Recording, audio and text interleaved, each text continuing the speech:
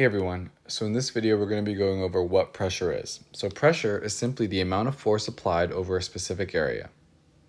The equation for pressure is equal to force over area, where pressure is in pascals, force is in newtons, and area is in square meters. So with that in mind, let's try the first example here. So a person applies 300 newtons of force over a 0.6 meters squared area. What is the pressure? So pressure is equal to force over area. Pressure is equal to 300 newtons over 0.6 meters squared. And our pressure is going to be equal to 500 pascals when you plug that into a calculator. Let's try another problem.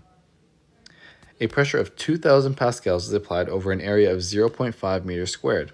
What is the force? So let's write out our equation. Pressure is equal to force over area. And now we have to rearrange our equation for force. So force is going to be equal to pressure times area. Force is going to be equal to 2,000 pascals times an area of 0.5 meters squared. And our force, when we plug it into a calculator, is going to be equal to 1,000 newtons.